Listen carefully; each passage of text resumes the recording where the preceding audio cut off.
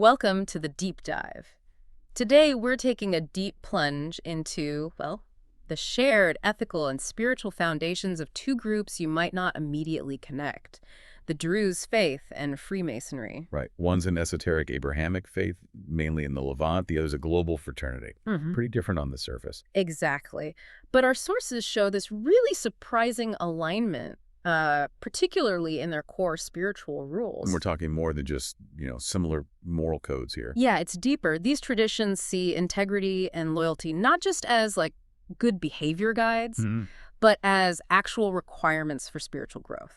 Paths to metaphysical harmony, almost. Yeah, prerequisites, really. Okay, let's unpack this then. We've got sources showing how both communities really focus on mastering your speech, your tongue, Right. and this idea of brotherhood as a sacred bond. These are like the first big tests for initiates. And our mission today, I think, is to get beyond just saying, oh, they're similar. We want to dig into why. Why is controlling your speech seen as such a core spiritual practice? How does it unlock deeper wisdom? Which brings us to the big question for you listening. If your word really is your bond, how does mastering your speech become the key, the ultimate initiation into, well, a higher level of understanding? Good question. So let's start with truth. How both traditions see truth as something, well, divine. In Freemasonry, this whole pursuit of truth is woven right into the degrees, especially as you move up. Definitely.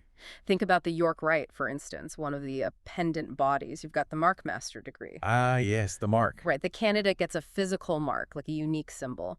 Historically, it represented a stonemason's personal sign on his work. And that stone, that work, had to be true, square, honest work. Exactly. The physical mark is just a symbol, really. If a craftsman's mark was found on shoddy work, Then his integrity, his whole reputation was shot. right, so the lesson is about integrity in what you do, the quality of your work, but also in what you say, your word. That mark becomes like a testament to your moral character, your personal guarantee. And this gets even more serious later on. Take the Royal Arch degree. That focuses on finding the word, The lost word. which is basically the hidden, maybe unspeakable name of God, the essence of divine truth. And crucially, this word, this peak esoteric knowledge, it can only be revealed to those who've shown they are absolutely truthful and reverent. So the process itself depends on your moral state. Completely. You can't receive that kind of light, that truth, if you're speaking falsely. Your vessel isn't clean, so to speak. And connecting this to the Druze tradition. You see a really powerful parallel, this idea that speaking truth is embodying the divine. It aligns perfectly with the Masonic view. It's not just ethical. No, it's seen as an act of connecting with the universal intellect, the source of all truth in their cosmology. It reminds me of Albert Pike, the Masonic philosopher. In Morals and Dogma, he wrote something like, "The true word is truth." And every Mason who speaks truly is uttering that word. Exactly. That's not just moral advice, it sounds metaphysical. Like speaking truth actually plugs you into the universe's structure. It's participatory. And the focus point for this discipline, the tongue itself. Old Masonic catechisms, the Q&As, they talk about the tongue of good report. And what does that mean? It means a tongue that speaketh no evil. So not just avoiding outright lies, but also steering clear of slander, gossip, malicious talk. Which elevates something like don't gossip into, well, a real spiritual practice. It's active discipline. Yeah. And in both traditions, the spoken oath, the promise you make, it's considered binding on a level beyond just the social. It's metaphysical. Right. For the Druze, truth is the absolute bedrock for any spiritual progress. Yeah. For Masons, the obligation you take, usually on a holy book. The volume of sacred law. Right. That makes truth the fundamental requirement for the whole system to even work. Without it, the community, the lodge, the Druze meeting place, the halwa, It just can't function. the trust needed to pass on deeper knowledge just evaporates instantly. Okay, so this reverence for the word isn't unique to them, though, is it? No, not at all. If we connect this to the bigger picture, it puts both traditions right in line with a lot of mystical paths that see speech as this fundamental creative power. Like what?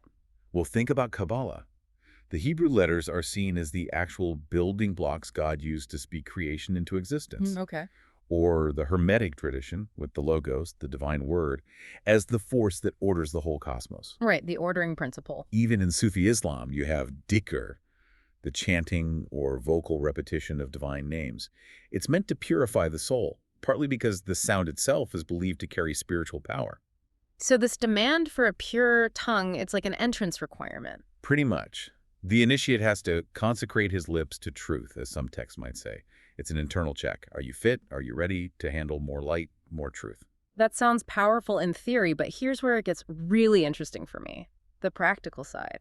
The social consequences. Oh yeah, it's not abstract at all. This commitment to truth actually governs how you act day to day. Exactly. Think of your word almost like money, a currency. Okay.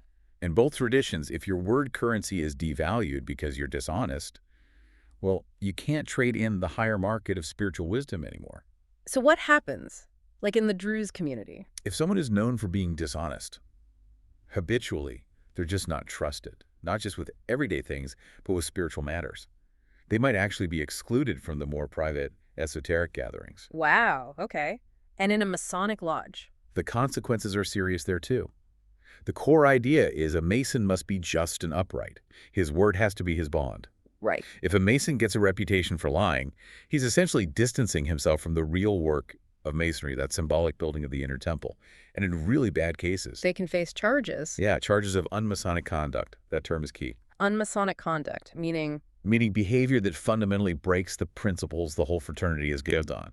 Dishonesty is like taking a hammer to the moral foundation. yeah. So for both groups, what they say in public, their utterances are supposed to reflect this higher harmony. And actually contribute to making the world around them better, more moral. Okay, so the spoken word has this cosmic power. But what about not speaking? That seems important too. Absolutely. Which raises a really interesting point. If truth is so critical, why is silence also valued so highly in both traditions? Good question. It's a bit nuanced. In the Druze tradition, you have this concept called takia, Takia, I've heard that. Often translated as concealment or something like that. or dissimulation. Huh. It basically refers to strategic silence, sometimes needed to protect higher wisdom from being misunderstood or profaned. Or even historically for the physical safety of the community, right? Exactly. But, for someone hearing that term, takia, it could sound a bit like, well, sanctioned deception, tactical lying. How do they square that circle? How does it not just become an excuse? That's the critical distinction: intent and necessity. Takia, within the tradition, isn't framed as lying for convenience or personal gain that's always forbidden. Okay. It's about protective concealment to preserve the spiritual order.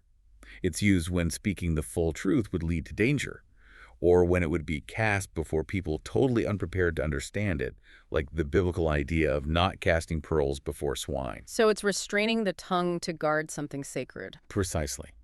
Not manipulating reality for selfish reasons. You practice silence when you're unsure, or when speaking would actually violate a higher spiritual duty of protection. And there's a Masonic parallel too, maybe a different context, but still focused on verbal discipline. For sure. Silence is a major tenet, especially right at the beginning for the entered apprentice. The first degree. Yeah. The instruction is basically watch, listen, learn before you start talking. Keep a bridle on your tongue. That's the phrase often used. It's about training that instrument, the tongue, in silence first.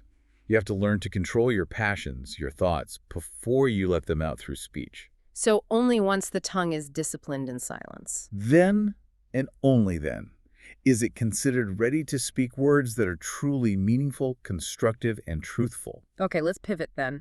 We've talked truth, we've talked silence. Let's hit the second big theme, brotherhood. Loyalty. Our sources really stress this isn't just about, being friendly or social club stuff. It's a deep, sacred duty to protect your spiritual brothers and sisters. A sacred trust rooted in this idea of metaphysical unity. Let's start with the Druze side again. Their foundation is Tawud. Right, which primarily means the absolute oneness of God. Strict monotheism. But in this context, In this esoteric context, it also extends to the idea of unifying the individual soul with the universal intellect, the source of divine reality. so if everyone is aiming for the same source of light and truth, Then they're essentially united in that ultimate purpose. They become spiritually one, in a sense. and that leads to an ethical duty. An absolute ethical obligation, yes. Yeah. The initiate is expected to see their brethren almost as extensions of themselves. Wow. So betraying a fellow Druze isn't just a personal insult. It's seen as betraying that divine trust, that shared spiritual path itself. And loyalty means more than just physical protection. Oh, yeah. It extends to defending their character, their dignity, their spiritual well-being, not just, their property or safety. It's holistic protection. And that kind of deep loyalty is probably what's kept the community so cohesive for centuries. Absolutely. And this mirrors Masonic obligations pretty closely, doesn't it? Extremely closely. From the moment you're initiated, a Mason takes on solemn obligations to aid, support, defend, uphold his fellow Masons. It's built right into the structure. It is. You mentioned truth as a pillar earlier. The three great pillars often cited as supporting the lodge are wisdom, strength, and beauty. Or sometimes beauty is swapped for harmony, right? Yeah. Right. And truth is foundational to that harmony. The whole symbolic temple, the lodge itself, rests on these abstract but absolutely essential duties between brothers. And this duty isn't optional. Non-negotiable in Masonic teaching. And crucially, it's meant to transcend all the usual divisions: race, religion, nationality, politics. Universal brotherhood. That's the ideal. You're bound to support your brother simply because he is a brother, upholding that mutual sacred promise that links the fraternity worldwide. What's fascinating here, then, is seeing how these two big ideas, truth and loyalty, work together. They're not separate. No, they're linked. They function like steps on the initiation path. How so? Well, both traditions seem to use verbal discretion, honesty, sincerity, and this unwavering loyalty as the basic tests. Are you ready? Can you handle more responsibility, more knowledge? You prove you can handle the big truths by mastering the small, everyday truths and loyalties. Exactly right. Your readiness for inner spiritual work is shown by your outer integrity and reliability. So, just to sum up that core point, for the Druze, truthful speech is the absolute cornerstone for spiritual growth. And for Freemasonry, truth is right there as a foundational ideal, the bedrock for harmony, for the integrity of the whole enterprise. And the common thread, the ultimate goal, perhaps, is achieving mastery over the tongue. Not censoring it, but refining it. Exactly. Refinement. Every single word you speak is seen in these contexts as a chance. Yeah. You either reflect divine harmony or you move away from it. Which makes truth, as you said, the first discipline. And the first liberation. Once mastered, it frees you. So what does this all mean for us, for you listening? It suggests that our everyday talking, gossiping, promising, things we barely think about, Yeah, totally take for granted. are viewed in these really quite ancient and serious traditions as actual tools. Tools for aligning ourselves with the cosmos, potentially. These are entire structures built on radical trust and on this profound belief that words have real weight. Spiritual world-shaping weight. So here's the final thought to leave you with, building on what we've discussed from the sources. If your ability to grow spiritually, to maybe ascend, is actually determined by how well you line your heart, your mind, and your mouth. Thought, word, and deed all in sync. Right.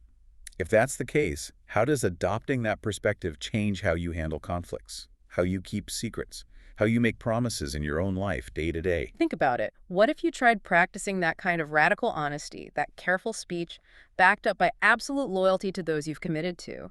How might that discipline itself start to align you more closely with whatever you conceive of as cosmic or divine order? It's a powerful idea to reflect on. Definitely challenges how we usually operate.